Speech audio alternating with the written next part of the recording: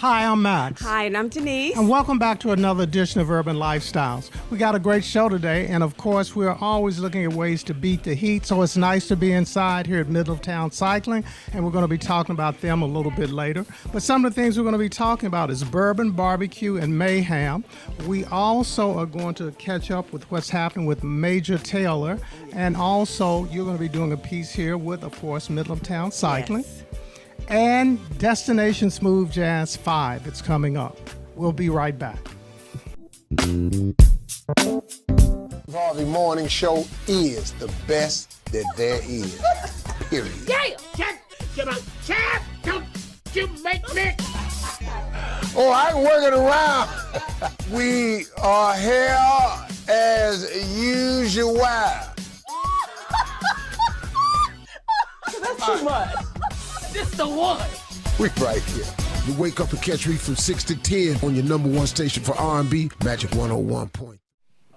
Well, this first segment is pretty unique. It's going to take place out at the Harley-Davidson location, and it's called Bourbon, Barbecue, and Mayhem. So take a look at this. Well, we're here at Bluegrass Harley-Davidson, and it's out here very close to the new Mercedes-Benz location, so just to give you some point of reference. But they've got something very special that's coming up on August 8th and 9th. You can get in a little bit of kickboxing, a little bit of traditional boxing, and also enjoy some great barbecue. And the name of the event is Bourbon, Barbecue, and Mayhem. And I'm here with the two gentlemen that made it all possible. So I'm going to turn it to them and let them introduce themselves, give me a quick background on each of you all, and then we'll get into the show. Sure. My name is Haven Harrington. I'm co-host and founder of Main Event Sports Show, the longest running sports show here in the city of Louisville on 96.1 FM. Big X Radio, been doing it for almost like 17, 18 years now. All right, congrats. Thank you. How you doing? I'm Chef John Rayleigh. I'm also a co-founder of Chef's Cut Pizzeria, gourmet pizzeria located here in Louisville, Kentucky.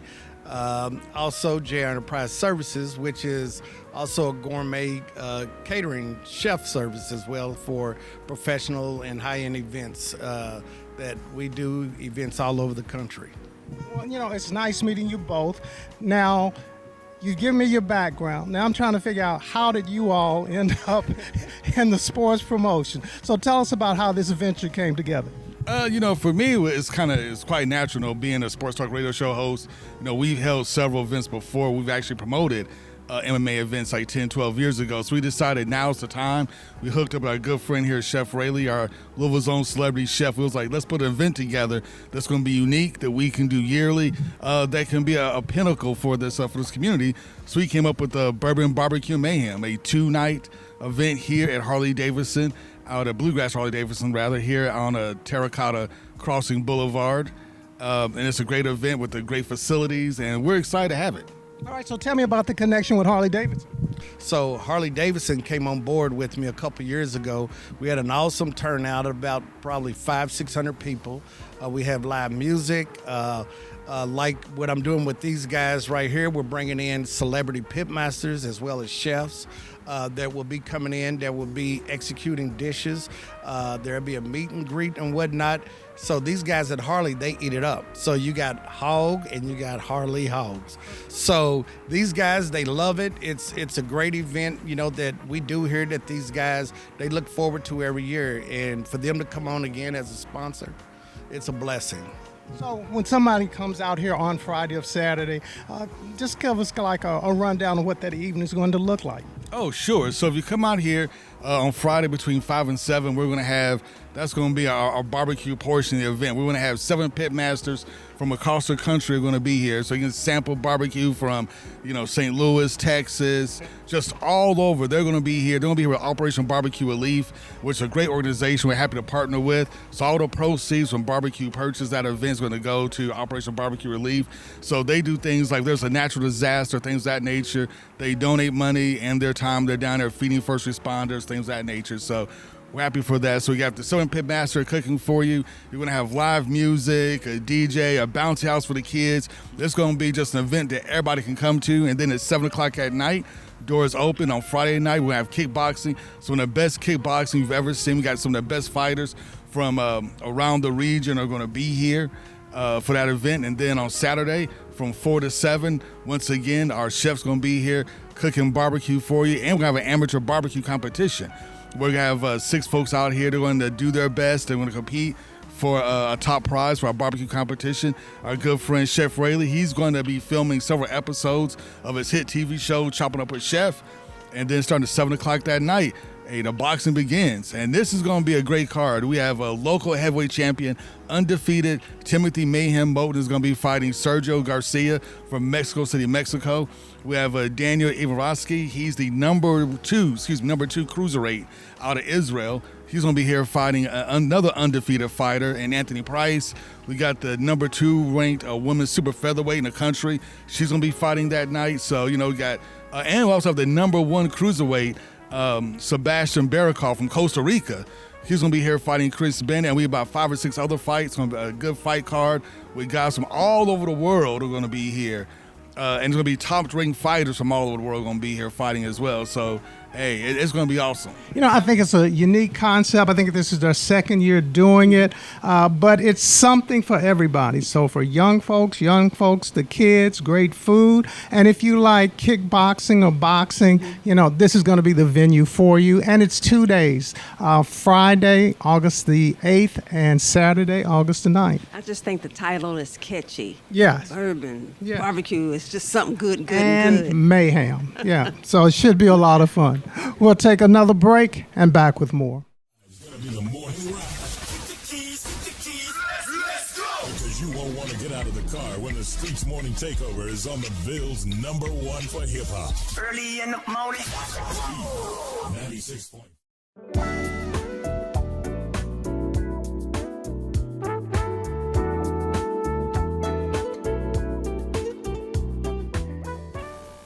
Hi, my name is Lauren Horton Yates.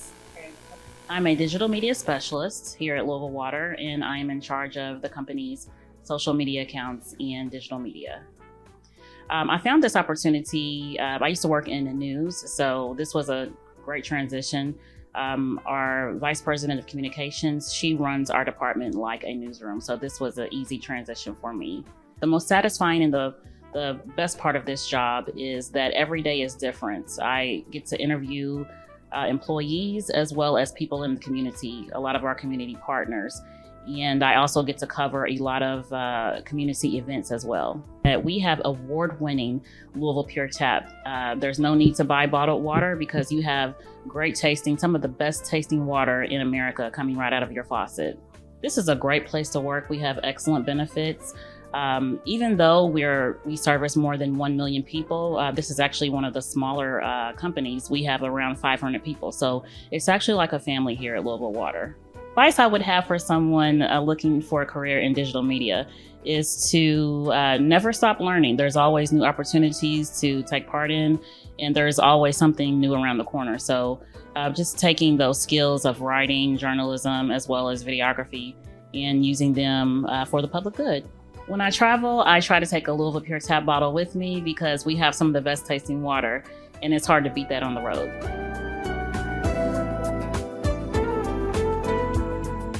We got an opportunity to catch up with Angie Airwood with the Major Tailor Association. So take a look at this. I'm here with Angie Airwood, who is the board chair of the Filson Club.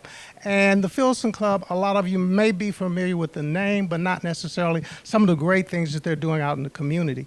One of the programs they have, they work with the Major Tailor Group, which is one of the earliest African-American bikers and bike organizations. So she's going to talk a little bit about that and some of the other things that are happening. First of all, welcome to Urban Lifestylez. Well, thank you so much for having me. It's the Filson Historical Society, and I suspect a lot of your audience may have heard about the Filson Historical Society.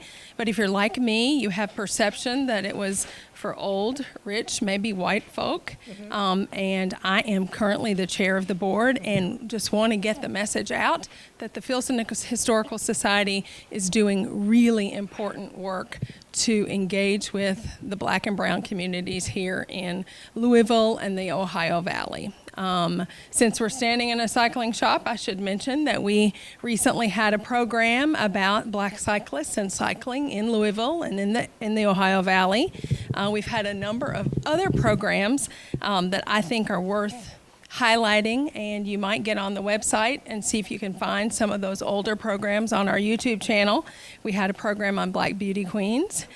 We had a lawyer and genealogist named Charles Holman, who had done extensive research on his family here at the Filson, and then used that research to really help him understand about his ancestry and some of his slaves who were his ancestors who were enslaved here in Kentucky and then broke free to make it to Canada. He's come back to tell us his story and the research that he was able to do.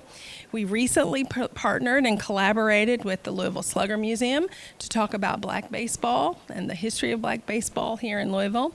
And then we have a signature lecture series called the Gertrude Polk Brown Lecture Series. And a few months ago, Jonathan Eig was here in town to promote and to talk about his book, which is allegedly the definitive biography of Martin Luther King Jr. And so we have an upcoming program that I want to make sure to plug. It's an exhibit that's coming soon called Black Homecoming, Kentucky Kinship in Photography. I made some notes so that I wouldn't screw that up. But really, I just think it's important for the black and brown folks to know that the Filson is committed to telling their stories and their history. And I really would encourage everybody in our Louisville community or in the wider Ohio Valley, if you're black and brown and you've got some interest in history or your own family's history, give us a look at the Filson and see what we're offering in terms of programming and exhibiting. I bet there's going to be something that they're going to find that will be of interest. So if people want to get more engaged with the Filson in relationship to programming or maybe something that they're doing themselves or finding out more, how do they get that information? The Filson Historical Society, and there's lots of drop-down menus that'll tell you about our upcoming programs. It'll tell you about how to join if you're interested in being a member. It'll allow you to look through some of our past programs, look ahead to some of our future programs to find something that's of interest to them. Major Taylor, talk a little bit about his impact from what you've learned since you've been associated with the Filson. Yeah, well, I confess that I don't know much, and it's on my to-do list to go look at that program that we had at the Filson so that I can learn more. But obviously influential.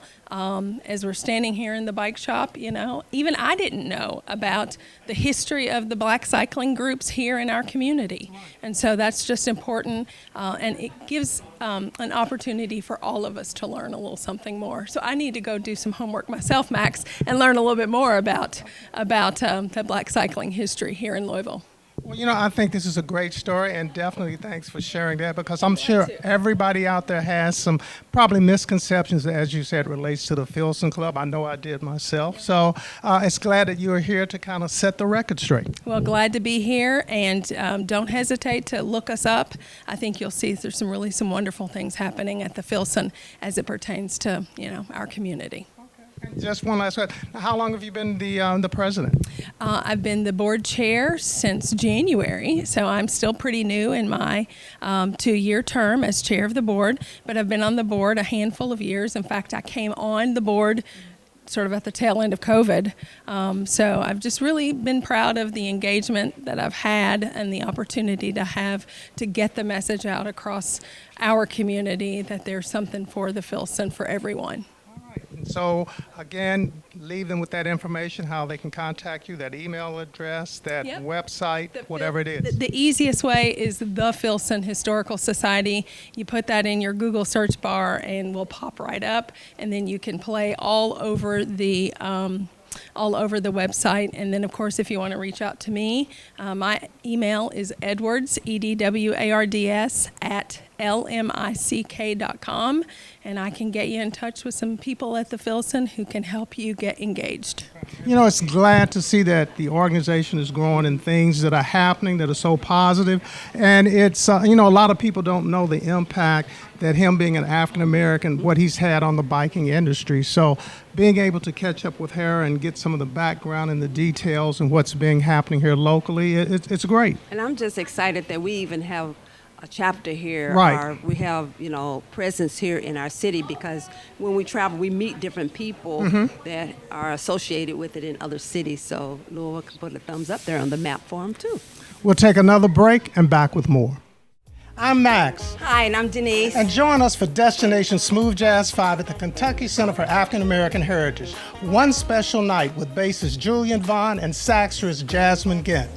It's going to be Saturday, September the 6th, and we're bringing back that old Walnut Street vibe, the best in smooth jazz, culture, and more. Now, there may be others, but they're not like this.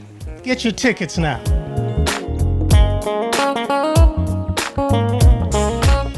Tennis Club, and we are inviting you to join us this summer for the 2025 season because we're going to be playing tennis on hard courts and clay courts, and guess what? It's absolutely free.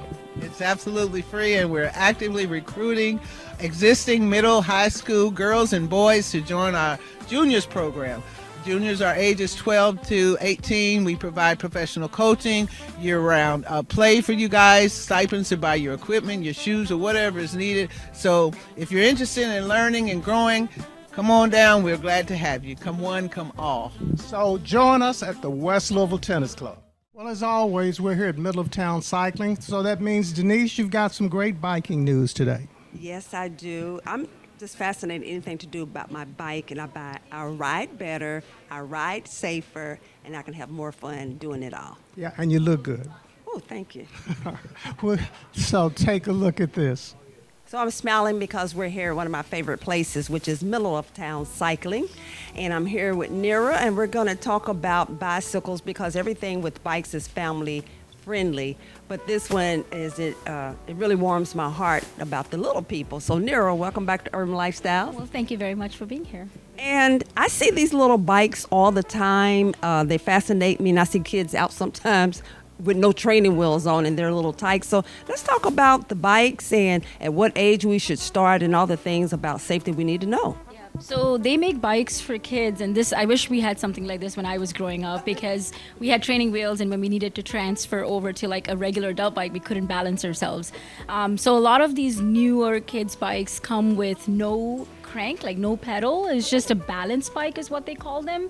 And so kids as young as like 8-9 months, when they start to walk, they can kind of get on a bike, at least straddle the bike, and then kind of push themselves and eventually start riding a bike without needing training wheels in the future. So they start with 12-inch bikes that have no pedals, and that's how you get them started. I never would have thought we were talking about like Fred Flintstone, kind of like with the feet. Basically, just go natural, right? Wow.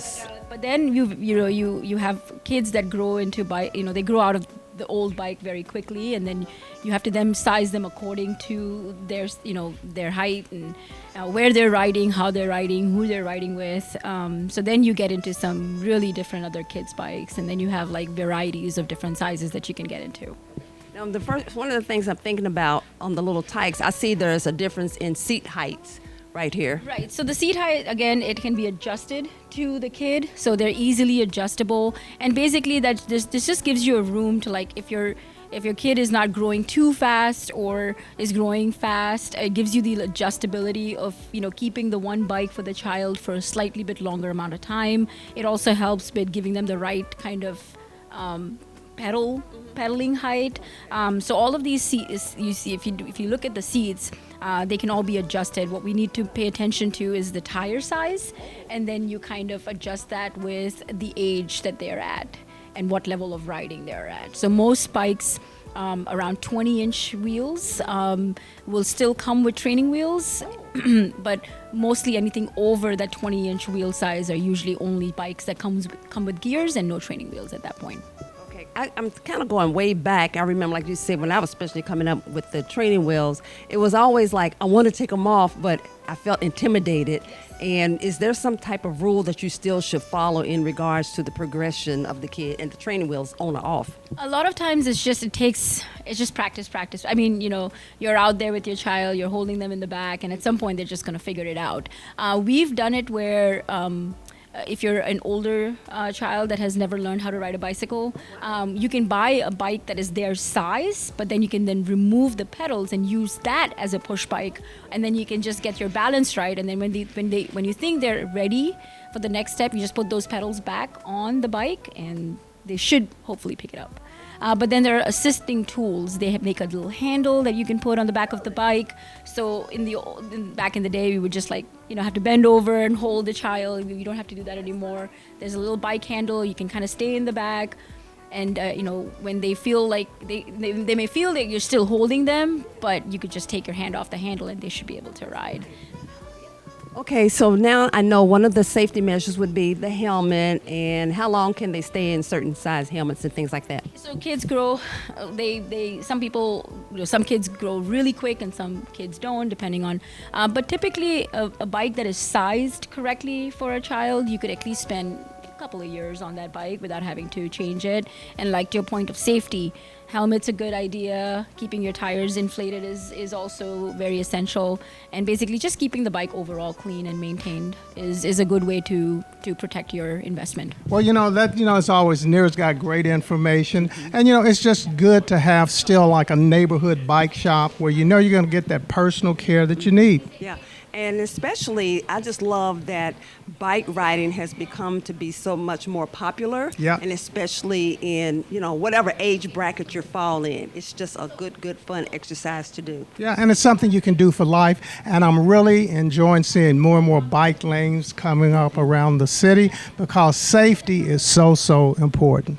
We'll take another break and we'll be right back.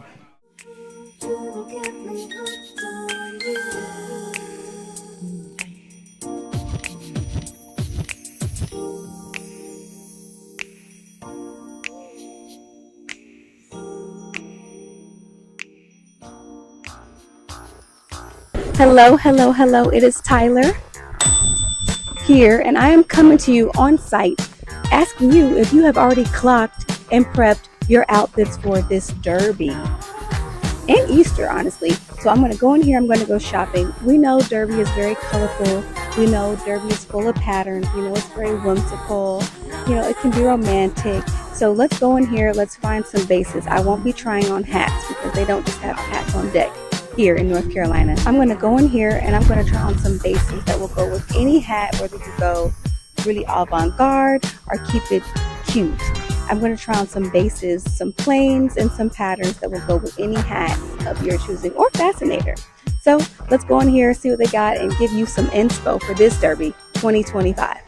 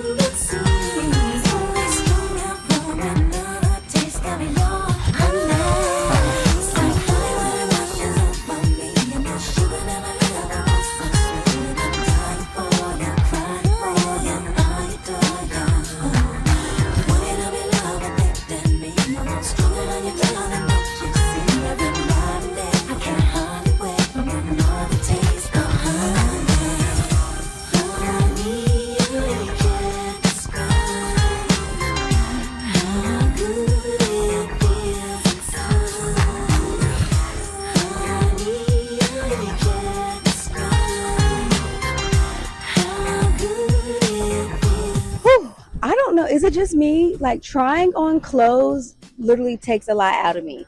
So hopefully you all got some inspo because that was a lot of work trying on all those clothes. But yes, great bases. You can never go wrong with fun pleats, a whimsical ruffle.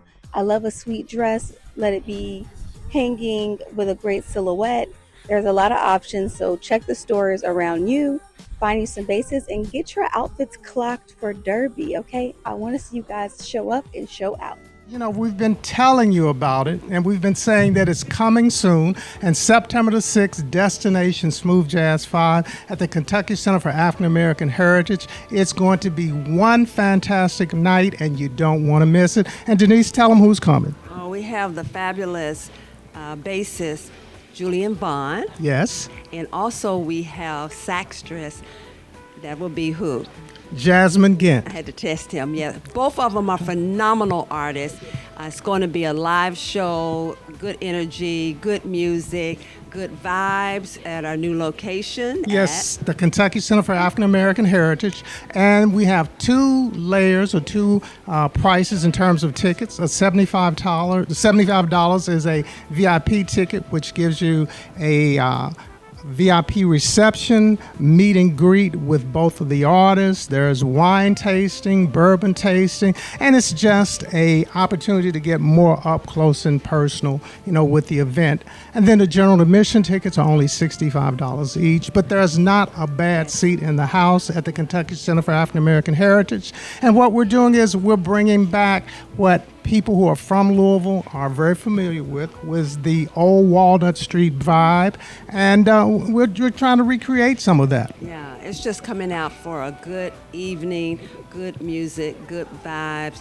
You can buy drinks, you can buy food. If they want to indulge in cigars, it's just all there. So just come out for a fabulous evening, good food, music, drinks, and let's get this on because you don't want to miss it. Right, and this is all made possible through a partnership with the Kentucky Center for African American Heritage, Louisville Tourism, Kentucky Arts and Heritage Cabinet, and a lot more sponsors, and we really, really appreciate their support.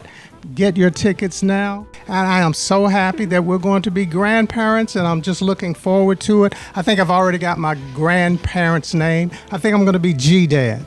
Yeah, I have my name. I mean, now with my swaggy wag, she'll bring a plethora of different things of lifestyle, and now it's going to include baby life things. Right, so it's going to be pretty good. And I have my grandma name, which is Sweet D for Sweet D, D for Denise. That works. And, I just think it's just going to be an exciting time.